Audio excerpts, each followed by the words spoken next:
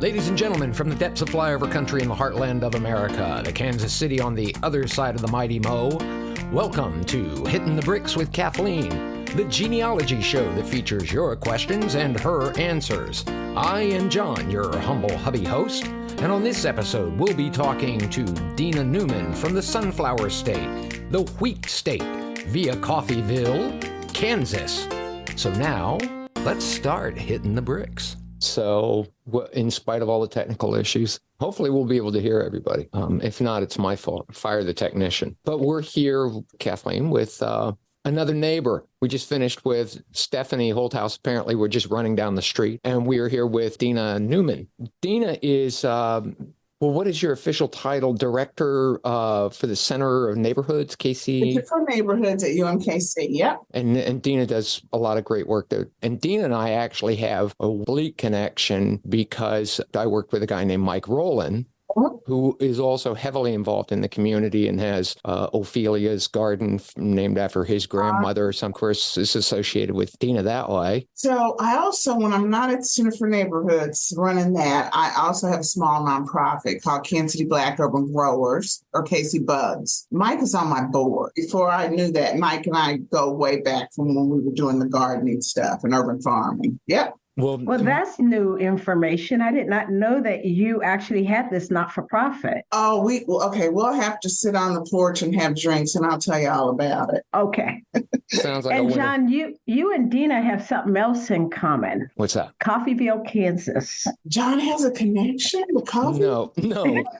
Okay, so the only time I heard about Coffeyville prior to moving to the Midwest with Kathleen was there was an Eagles song that mentioned Coffeyville and where the Dalton brothers were killed. Yeah. Yes. Okay, that's the only reason I knew where Coffeyville was. And so we went to Coffeyville, though. And what I learned is it has more to offer than just Eagles lyrics. It also had dust. There's a lot of dust. Lots of dust. And rattlesnakes. You can take some of that home with you for souvenirs if you want. So, Dina, as you know, my family also is from Coffeyville, a huge side of them that came to Coffeyville about 1909. And so I made John go to the cemetery in South Coffeyville. Okay. And that's what I would tell him, sweetie, watch those holes, those rattlesnake holes.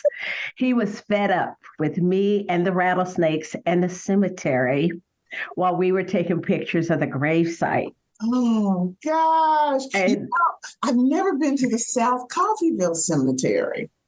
It is filled with African Americans, of course, and any Morse in that cemetery is probably related to me. And that is how you also know my cousin is from the Morse side. Mary Jo? Yes, Mary Jo is a Morse. Okay. So that is why her family was there also. So all the Morses from that area are related to me through my mother's side. But anyway, so we took a nap at the hotel and woke up about 6 o'clock at night or 8 o'clock at night after the cemetery. And John said, let's go.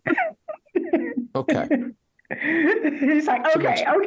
I love Coffeyville. See, I'm going to edit this. I love Coffeyville. I've always had a good time the times we went, and it was really enjoyable. And I've learned about Coffeyville through a song by the Eagles, which I always was one of my favorites. So, and Dina, John is telling a story. No, it's true. And so, do we want to move on with yes, with Kathleen as opposed to hating on Coffeyville with John? So, Dina, you are from Coffeyville, and you called in for a couple things about your family because your family has been in Oklahoma for years. Yes. So tell us a little bit about your question and something about your family. Okay. So my question was my maternal grandmother's maiden name is a strange name. It's strange to us. I had never heard it. And my grandmother was very private.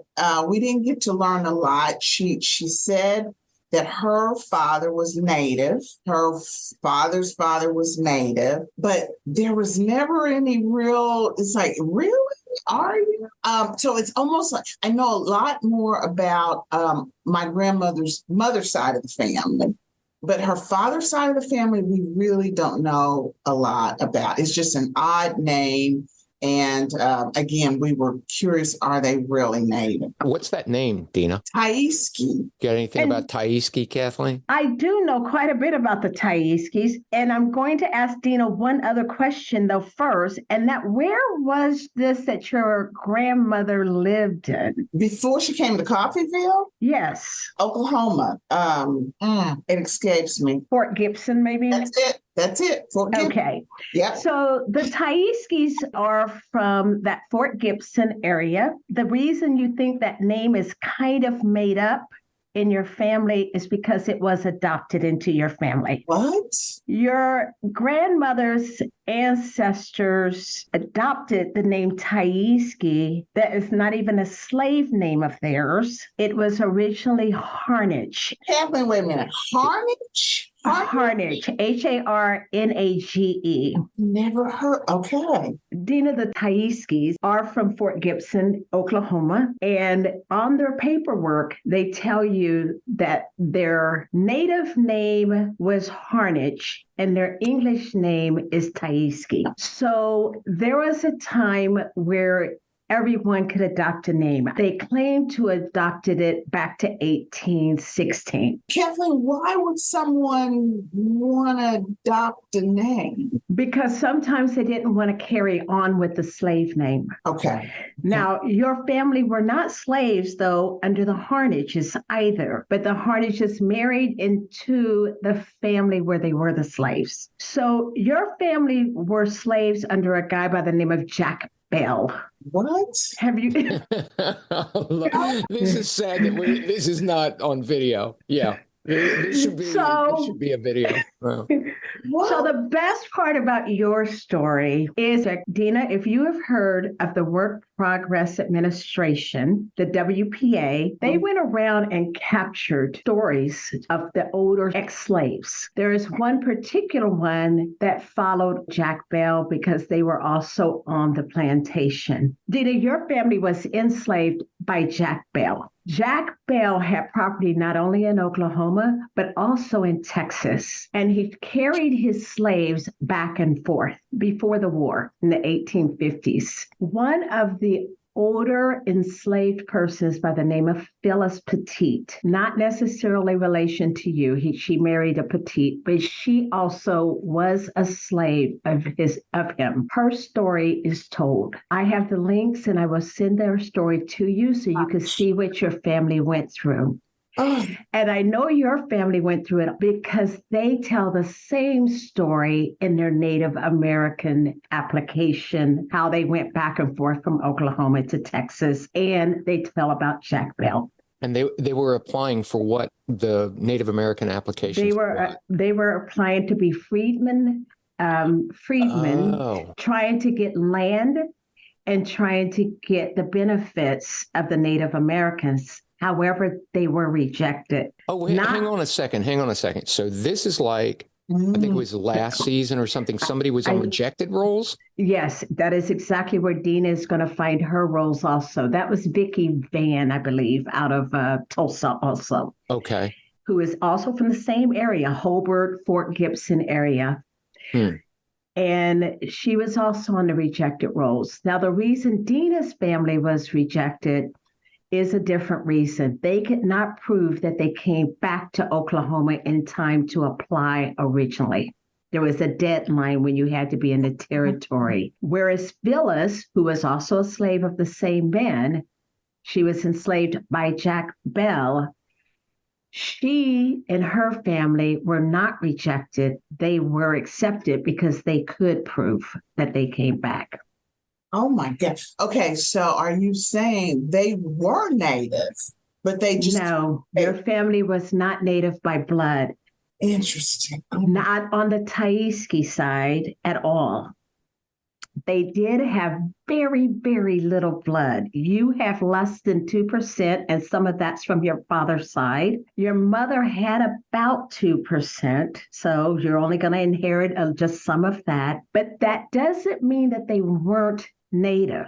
We're talking 5 generations away. By the time you get 5 generations away from a pure native, which supposedly was a lady by the name of Cynthia Harnage. Cynthia Harnage had a child in 1816 called Jeff Tyeskey.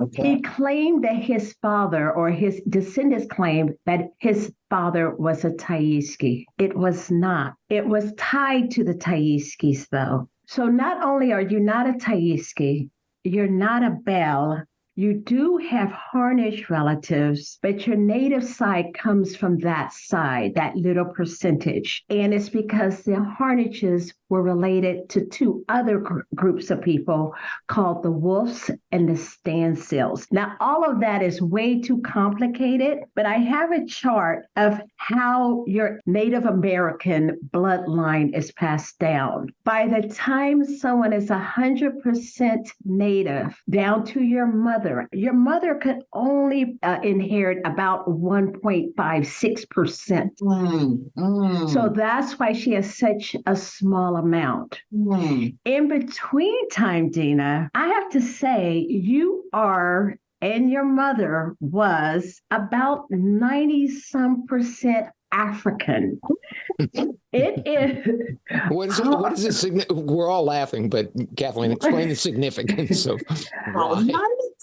Shout out to the motherland. There you go. Exactly. Oh my God. Now, from several different countries, of course, within Africa, but your mother was 91% African. Now, what we know is that DNA is not great at doing really small areas. Like it can't really tell you that you're this much of a particular country, but it can definitely tell you what continent. And your mother had only about 7% European, which is actually not that common. So, for example, I have about 25% European. My family has between 25 and 30%. Wow. That would be a normal mixture of a lot of the enslaved having mixtures with the enslavers, right?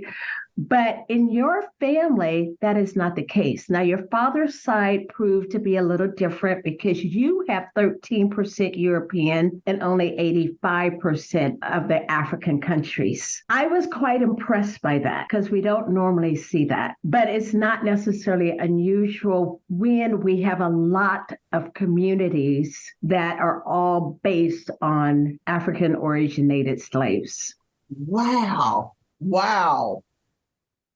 So that should give you an idea of what Mary Tyeskey was. Now, in 1920, I believe, or 1910 census, and again, you'll get all my notes and you'll get pictures. It does note that she was mulatto. And I think someone mentioned that to you when we had the interview that she was mulatto. Right. At that time, she was living with Rosa Moore, her mother's family, because Stanford Tyeskey never married Rosa Moore. He joined the Army, had 6 months between the draft and being actually active in the military. His father lived next door to the Moores. Rosa had a beautiful baby from this. And in the meantime, he went and joined the Army. And basically, he never came back to that area. He was in Kansas City. Now, I don't know their relationship after that. We don't see that part, but it's clear that then Rosa later marries and, has her child. And everybody knew the father of that child.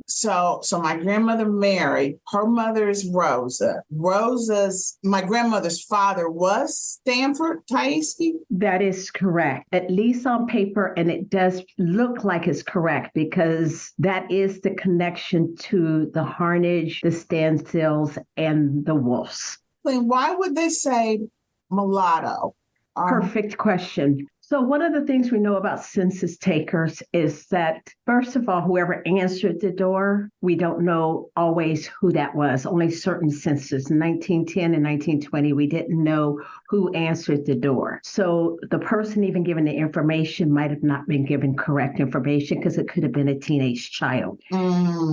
They also might have looked at the family and taken down all the names as they were supposed to. And Mary Bernice Tyeskey, she was marked down as mulatto, where all of the Moore kids, all of Alabama Moore's children, including herself, are considered Black. So all that tells me is that Mary Bernice Tyeskey was lighter than everyone else in the household. Can you imagine? Now remember, her father is a Tyeskey, and the Tyeskeys were fairer skinned. Okay. Generationally. Yes. Because I see them as mulatto quite a bit all the way back. Okay.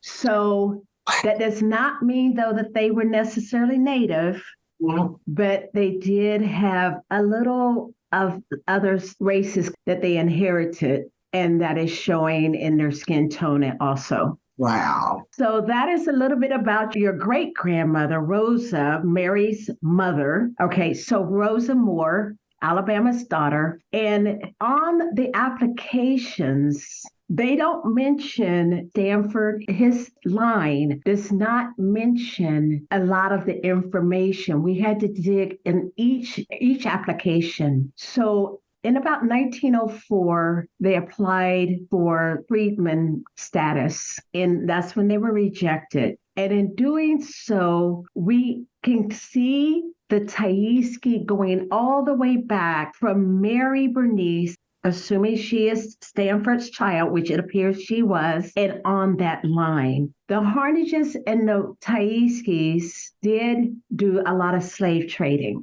but I never see them listed as a slave of Tyeskey, only of this Jack Bell. Now, the story that we hear, though, is that there are other people who were involved in the slave trading. In the meantime, again, I'm using your mother because she has just a little bit more Tyeskey than you're going to ever have. And so I'm able to also match her up on the DNA with other people that match with you. There are an extreme amount of African Americans because they too were slaves. So they're going to be matched with you. They're also Jack Bell's kids, or they're related. Now, Jack Bell's son does testify for the Tyeskey man, for Jeff Tyeskey. The difficulty in your family tree is unscrambling the names. At one point, one of your Jeff Tyeskey's real name is Josh. What? But we see him first as Jeff, and then he decides, no, my name is really Josh. My son is Jeff, and my father's Jeff, but I'm Josh. So we go through all of this information with your family, Dina. Fun is what she calls work.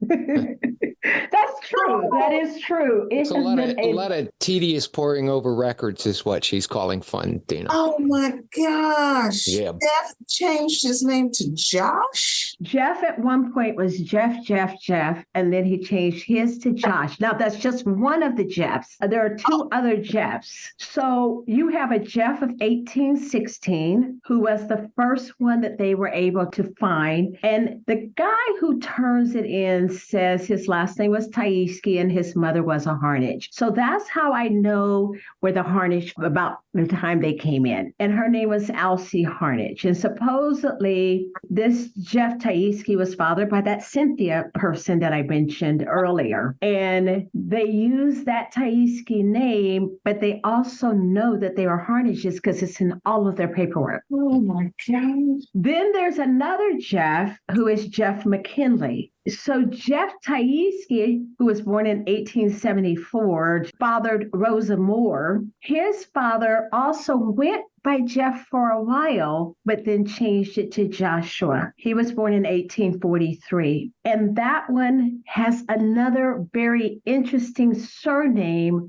in that he married someone named Seeley. Now, your family is originally all claimed Rusk County, Texas. Okay. So then they came to Oklahoma, and then they went back to Rusk County, Texas. A lot of them did. And that's where you're going to find the majority of your family records. Why did you say okay? Did you hear that? Well, so my grandmother, Mary, inherited mineral rights that still is being passed down through my family in Rusk County, Texas. Yeah. Okay. So there's a tie. Oh.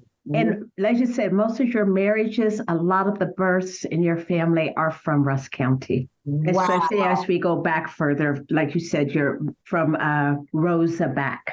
We always was told her name was Rosie. Was it Rosie? It's both. We see it both ways. We see it Rosa and Rosie. It just depends on what record. I saw a lot of Rosa, but I also saw Rosie. Did you see, Kathleen? So my grandmother had a half brother. named Eddie. I don't know if that shows up. Yes, it did. In the 1910 or 1920 census, the same one. And they also considered him mulatto, but I didn't know who he was. Okay, that's my grandmother's half brother. We don't But know. he was born like in Ohio or somewhere. It was in Iowa? Iowa. Okay, so it was one of the Val states. Okay. He was born in one of the Val states. Okay. So I did not follow Rosa because I didn't have time, and Right, gotcha. I have this limit. Yes. But I did see him, and he is considered mulatto also in the household, but it didn't have his real last name, so I couldn't figure out. Whereas Rosie or Rosa says Tyeskey. So I didn't know which child of Alabama, because she has all these grown girls, or maybe 2 or 3 grown daughters who could have been the father of Eddie, and it wasn't clear. Wait a minute. Rosa had more than one daughter? No, Okay. Alabama. Alabama had more daughters. So, and they were all in the household with her at the time. Okay. Wow. The story of the ex-slave Phyllis Petite, she talks about her full experience, but she also talks about her parent, what she has been told through the years, and how they were split, and how Jack Bell treated them on the plantation. So now, Dina, the reason John knows the story is because he sat in my office and I read it to him like story time yesterday. I was like, no, read that to me. No. Just stop what you're doing. I stopped all the work and I was like, you've got it up on your screen. Just read it and send me the link. Send me the link. Yeah. It's an interesting, and it definitely worth the read, because I was like, this is like really Miss Jane Pittman. You know, it's like you watch that movie when we were in elementary school, and then this is the real thing, though. So even though she wasn't a blood relative, we can assume that this slave owner who had my family possibly were kind to them as well. I mean, she talks about all the slave children and about the slaves in general. So when she's telling this story, she even says he was Native American, I tell you, but he was a good man. Those kind of stories that come out. Now she does talk about, the whooping, but it was a typical submission of they had power over you. But it wasn't what she dwelt on. Is not what her memory was about as an older lady. Her memory was about all of the good things and going to church, even as an enslaved person, and the freedom that she had with her mother in the big house. Oh my gosh.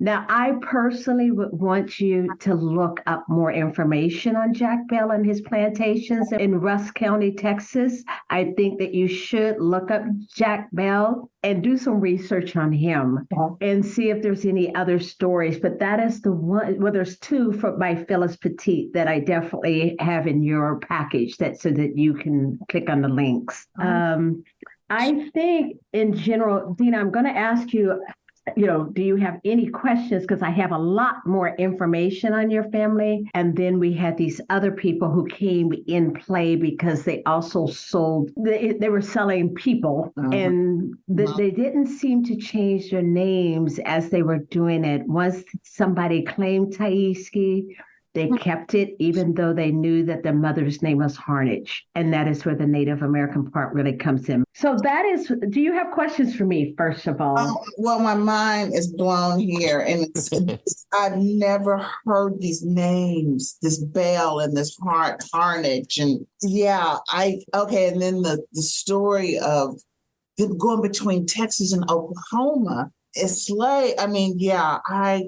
So Phyllis tells the story. When she's telling the story, she says that her mama and her pappy said that it was because they were trying to avoid the war. And that's why they took them back out of Oklahoma and back to Texas at this large plantation. where a lot of family lived. She talked about how you could stand up and look at the big house on this hill and the people looked like little bitty people. It was so far away. I mean, she was trying to explain how big this plantation was. Wow. And one of the things I have to tell you is at a certain point in genealogy, we have to trace the enslaver in order to get the other half of the story.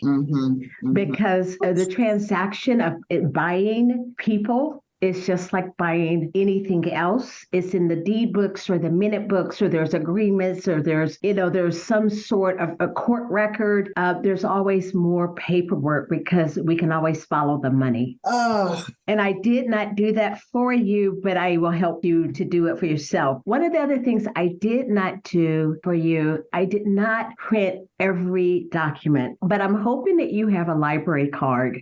Yes. And I'm going to ask especially that you get a mid-continent library card here in Kansas City. Okay. Because they also have the records and the links that I give you. If you sign up using your mid-continent public library card, you will be able to access all of the links except for the ancestry.com ones. But those you can go to the local library right in our neighborhood if you don't want a subscription of it. They all have a trial though for like 14 days or something, and you might wish to use that trial, and as you're using it, print off all the documents that I have as you do some further search to see if you like it. It is a free trial. I think you have to give credit card, but you could test. But Dina, you seem to be emotional. I'm not sure if it's distraught or just surprised. Both. I mean,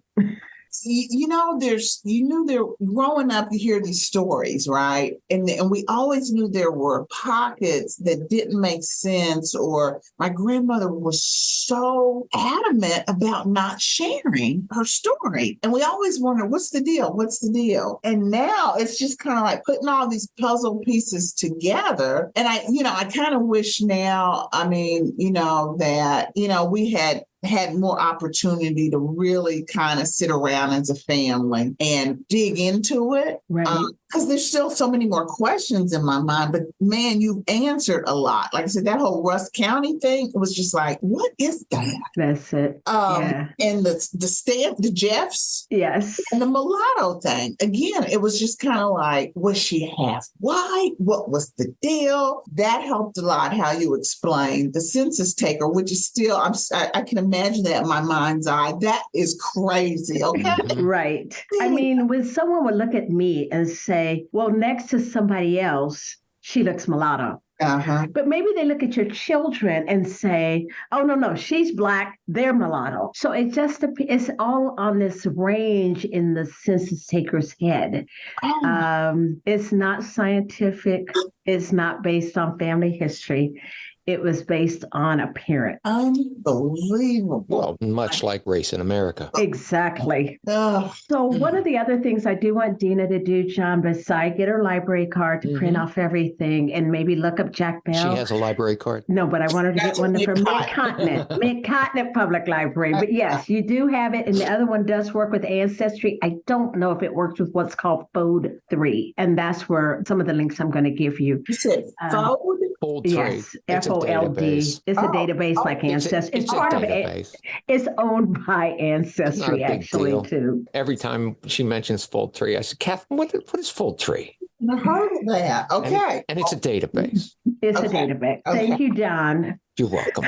I listen to my honey bunny. Occasionally. The other thing, see, John, you made me lose my train of thought. That was intentional. You need to start wrapping some stuff up here. I was going to. That was my last thing. We can invite Dina up and chat longer.